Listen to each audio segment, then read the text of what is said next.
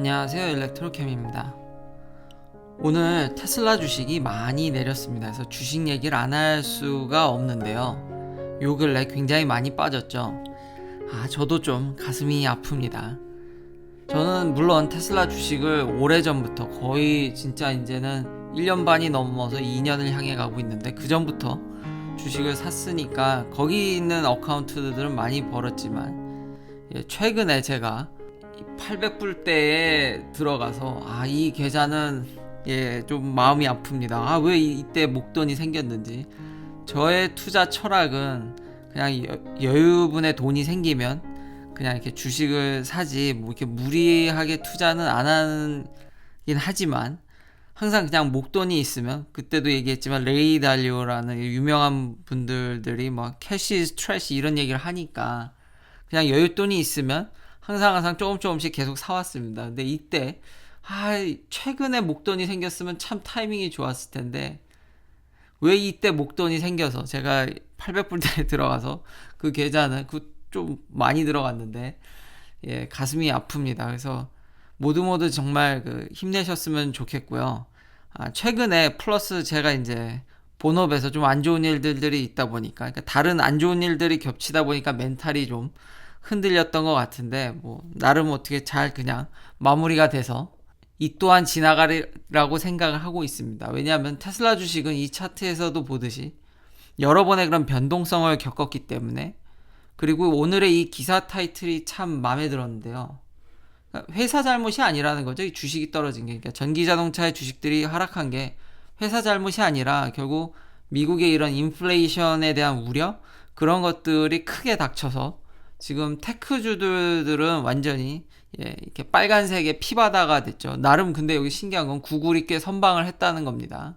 이런 대형주들도, 애플 같은 주식들도 이 정도 떨어지니 늘 이야기하는 거지만, 테슬라는 미래의 그런 가치가 선반영 되어 있기 때문에 훨씬 더 스윙폭이 클 수밖에 없다라는 것과, 오늘 그래도 이렇게 여러분들에게 제가 나름대로 그래도 공부한 걸 좀 더 쉐어하고, 그리고 테슬라라는 기업에 대한 주식과 별개로 올해에 대한 그런 예측, 현재 테슬라의 그런 기업에 대한 펀더멘탈 지금 어떻게 하고 있는지에 대한 또 테슬라 뉴스를 통해서 이렇게 전달해 드리려고 하는데, 많은 분들이 이 차트를 보면 이제는 많은 분들이 주식에 관심이 많으셔서 PBR이라든지 이런 기본적인 용어는 다 아시는 것 같습니다. 근데 최근에 차트를 이야기하는 걸 보면은 이 머니플로우 인덱스라든지 이 RSI를 많이 이야기를 하는데요, 이 머니플로우 인덱스에 대한 공식은 이렇습니다. 그러니까 수학적 공식입니다. 이런 공식에 대입을 해서 14일간의 이제 period positive money flow랑 이거를 이제 레이쇼를 구해서 그냥 넣는 건데, 단순 수학 공식으로 인해서 산출되는 값입니다. 이것에 대해서 이제 계산하는 법과 이걸 막 이렇게 보여드리면 재미도 없고 시간도 많이 걸리니까요, 크게 이제 키포인트만 이야기를 하면 많이 이제 비교되는 게 머니 플로우 인덱스랑 이 RSI, Relative Strength Index인데, 차이는 결국은 그 거래량이, 그 볼륨이 들어가냐 안 들어가냐의 차이입니다, 이 계산을 할 때. 그리고 이런 것들을 왜 하냐면요, 이런 변수가 왜 계산이 되고, 그 근본적 원인은 다들 이 차트를 보고 이 가격과 이 거래되는 볼륨들을 보고, 그리고 평균들을 구해서 결국 내일의 주식이 오를지 말지, 혹은 이런 다이버전스, 최소한도로 내일 주식이 오를까 떨어질까에 대한 어떤 그런 시그널, 이런 것들을 캐치하고 싶어서 이런 것들을 이렇게 계산을 해서 이런 변수들을 보는 겁니다. 그게 주요 목적인데, 이거 오늘 왜 이야기를 하냐면, 오늘 같은 날은 물론 이런 차트에서 이런 계산된 변수를 보는 게 나쁘다고 이야기하는 게 아니라 100% 맞진 않는다라는 거죠. 여기 통상적인 밸류가, MFI가 결국 80 이상 가면은 이제 오버봇 된 거고, MFI가 이제 20 정도로 되면 오버솔드 된다라고 이제 통계적으로는 알고 있지만, 그런 것들이 꼭 오늘 같은 날에는 그게 맞지 않죠. 그러니까 차트도 하나의 그냥 참고하는 상황인 거지, 너무 이제 맹신은 하는 건 금물이라고 여기서도 이제 Limitation of the Money Flow Index라고 이제 상세히 설명을 해놨습니다. 그렇지만 이제 볼륨을 좀, 그러니까 거래량을 중요시하시는 분들은 이게 어느 정도의 이제 시그널, 리딩 인디케이터라고 이제 믿으시는 분들이 있는데, 이것에 안에 제한적인 게 있고, 그리고 RSI가 볼륨을 넣지 않았다고 해서 그러니까 MFI, 머니 플로우 인덱스가 RSI보다 더 낮다는 얘기도 아닙니다. 다 그냥 한 가지씩 정보를 주는 것이지, 이게 이제 어디 됐으니까 통계적으로는 그렇지만, 그러니까 어느 정도는 맞을 확률이 있지만 너무 맹신을 하는 것은 금물이라고 할 수 있겠습니다. 모든 변수들이 다 그렇듯 제한적인 면들이 있으니까요. 나중에 더 이런 부분에 대해서 궁금하신 분들이 많다면은 따로 이런 변수들을 계산한다든지 이런 것들을 나중에 한번 또 업데이트를 하도록 하겠습니다. 결국 이 10년 만기 트레저리 레이시 이게 오늘 이렇게 또 올라가지고 요만큼 올랐는데, 진짜 요만큼만 올라도 주식시장은 정말 요동을 치는데 참 무서운 트레저리 레이시인데, 이게 지금 파월 의장도 얘기를 했듯이 별로 이제 변한 거 없고 금리를 올릴 생각 없고, 그리고 이 기사에서도 나오는 게 2%까지는 괜찮다고 얘기를 하고 있는데도 너무 이게 빨리 올라가니까 이게 금방 여기까지 가는 거 아니야? 라는 이제 우려 때문에 지금 주식시장이 저렇게 됐는데, 누구도 미래는 모르고 제 개인적인 생각이지만 저는 오늘 이 기사가 이게 좀 잘못된 줄 알았는데, 계속 스티뮬러스 패키지 이것에 대해서 이제 상원에서 논의가 굉장히 많이 되고 있는데요. 아무래도 돈을 너무 무분별하게 뿌리는 게 아니냐 해서 최근 업데이트된 내용으로는 그 소득 구간, 돈을 받으실 분들의 소득 구간이 이제 좀 줄었습니다. 더 타이트하게 내려왔는데, 근데 이런 기사를 보게 됐는데 전 이거 공하나를 잘못 쓴 줄 알았습니다. 그러니까 성인 한 명당 한 1,400불로 알고 있는데, 이거 기사가 오타가 났네 라고 생각했는데 기사를 읽어보니까 이게 맞더라고요. 이게 무슨 얘기냐면 한 가정을 예로 들은 겁니다. 그러니까 성인 2명과 이제 아이 2명이 있는 7살, 10살 children이 있는 이 가정의 예를 들었는데, 진짜 계산해 보니까 올해 이제 받을 이제 돈이 만약에 그 소득 구간이 맞다면은 14,000불 정도 되더라고요. 더 될 수도 있고 덜 될 수도 있습니다. 이건 특정 상황에 따라 다르기 때문에. 근데 왜 그러냐면 여기 child tax credit이 이것에 대한 또 변수, 보조금에 있어서 이런 변수들이 더 이제 생겨서 각자마다 이제 계산을 해보면은 일반 성인이 받는 것만 우리는 생각을 했는데, 이런 4인 가족이 14,000불도 엄청난 보조금을 받을 수 있다라는 거죠. 그리고 계속해서 그런 지원금들이 대기되고 있기 때문에 저는 시장을 긍정적으로 보지만 투자는 항상 신중히 하셔야 되고요. 앞날은 누구도 모릅니다. 예를 들면 상원에서 민주당과 공화당이 반반을 하고 있는데 만약에 이탈표가 생긴다든지 충분히 그럴 수 있거든요. 그래서 이제 바이든 대통령도 민주당 내에 이게 좀 그러니까 결합력? 똘똘 뭉치는 그런 것들을 주문했거든요. 지금 공화당에서 굉장히 그거를 반대를 많이 하니까. 근데 공화당 쪽에서도 이탈표가 나올 수도 있죠. 실제로 이번 하원에서도 이탈표가 있었습니다. 있었지만 어느 정도 격차 있어서 별 문제 없이 이제 통과가 됐지만, 충분히 그런 시나리오도 예측해 볼 수 있고, 이런 스티뮬러스 패키지가 늦어진다고 하면은 또 문제가 될 수 있겠죠.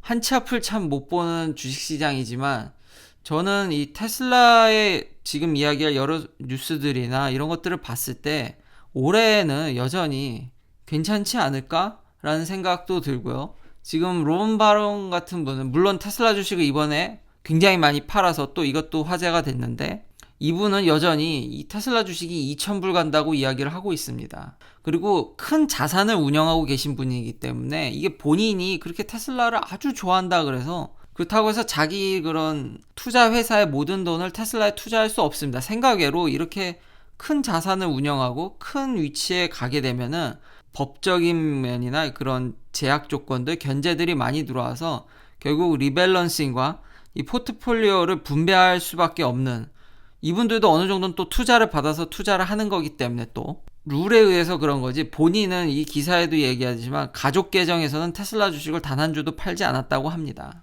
그러면 이제 테슬라 소식으로 제가 이 모건 스탠리의 2월달 판매량 예측에 대해서 이야기를 하면서, 이제 포드 마기가 테슬라의 판매량을 많이 이제 갉아먹었다라는 기사들이 굉장히 많거든요. 그러니까 마켓쉐어를 많이 갉아먹었다. 그러면서 제가 포드 마기가 지금 인도가 굉장히 늦어지고 있다라고 소식을 전해드렸는데, 이거에 대한 설명이 좀 부족했던 것 같아서, 그리고 이건 지금 2월달 얘기지 않습니까? 댓글에도 남겨주셨지만 이게 여기서도 어제도 얘기했지만 이게 assumed, 이게 추측치입니다. 그러니까 미국은 모든 자동차 회사들이 자기 판매량을 까기를 되게 꺼려합니다. 잘 공개를 안 합니다. 테슬라도 공식적으로 묶어서 발표하지 어느 모델이 정확히 얼마큼 팔렸다고 얘기를 하질 않죠. 근데 이제 미국은 딜러망을 통해서 팔다 보니까 거기서 이제 다 집계가 돼서 매달 그냥 다른 나라들과 똑같이, 그러니까 미국만 이렇고 다른 나라들은 결국은 그 레지스트레이션 등록을 카운트하기 때문에 정확히 다 집계가 됩니다. 근데 미국은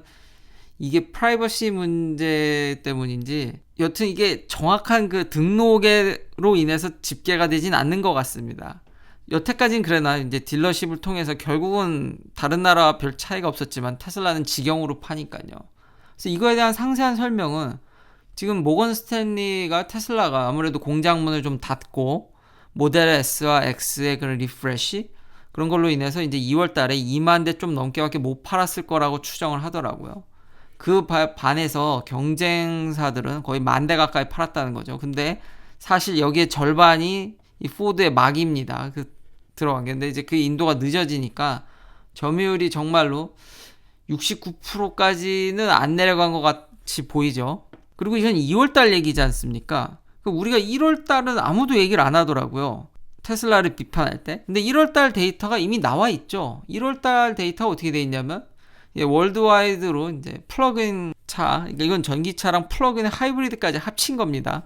보통 1월달에 이게 판매량이 줄어야 되는데 1월달에 많이 늘었죠.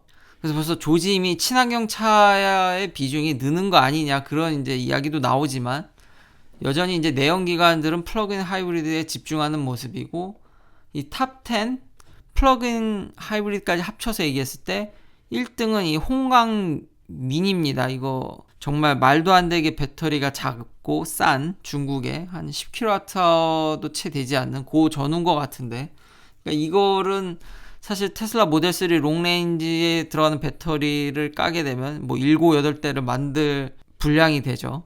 그러니까 이건 좀 예외로 두면 1월달 1등이 테슬라 모델 3고 2등이 테슬라 모델 Y입니다. 3등이 BYD 환. 이거 다 중국이다가 맨 마지막에 BMW 530이 플러그인 하이브리드죠. 이거 결국 이 탑 10 모델 중 메인은 테슬라 모델입니다. 전 세계적으로 이제 팔리는 이건 다 중국 모델들이니까요.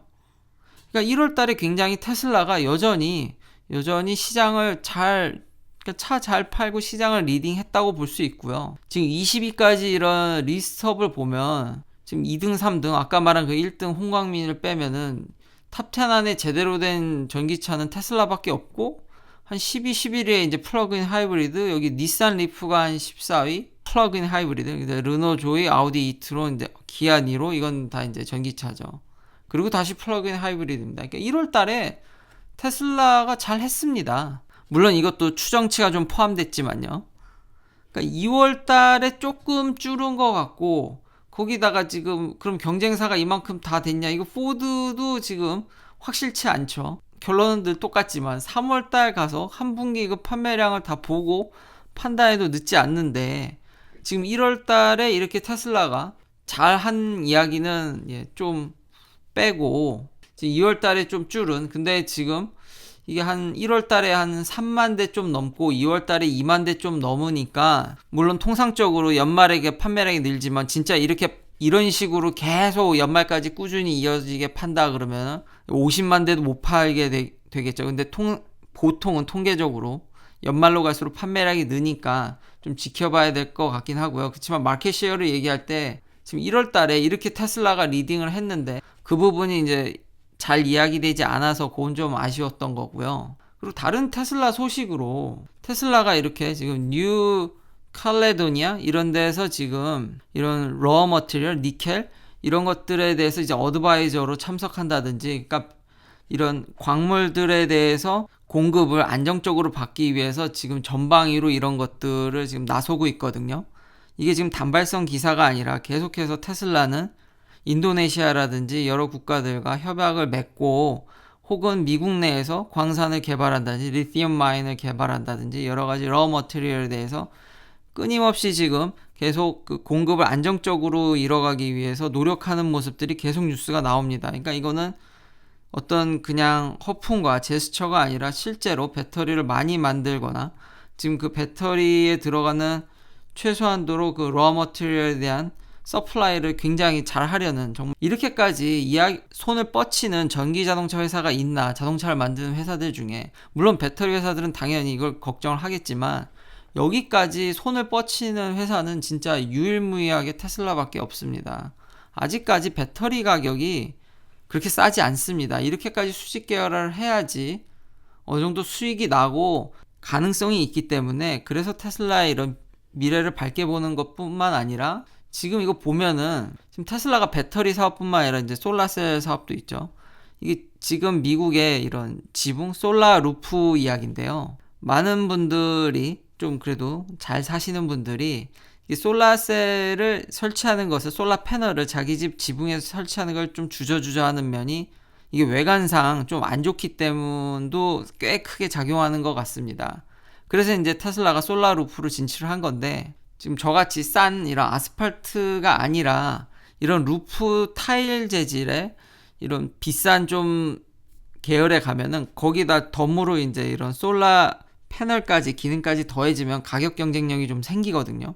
지금 테슬라는 고객들의 그런 니즈를 맞추기 위해서, 이것도 색깔이 한 색깔이었는데 지금 테스트가 다양한 색깔로 집의 외관을 해치지 않게 오히려 다양한 디자인에 더 접목시킬 수 있게 이렇게 노력하는 회사입니다. 물론 테슬라만 이렇게 하는 건 아니지만 다우도 있고 하지만 지금 가장 솔라루프 사업에 적극적으로 뛰어들고 이렇게 다양한 색깔과 상품을 대대적으로 만들려는 회사는 지금 테슬라밖에 보이진 않습니다. 물론 이 시장이 아직 그렇게 크진 않지만 지금 전반적으로 배터리뿐만 아니라 에너지 여러 면에 있어서 친환경 트렌드가 맞다면은 테슬라가 수혜를 받을 사업들이 너무 많기 때문에, 그래서 장기적으로는 여전히 테슬라의 미래를 긍정적으로 보는 이유가 여기에 있습니다. 긴 영상 시청해주셔서 감사합니다. 내일도 테슬라 관련 이야기들로 찾아뵙겠습니다.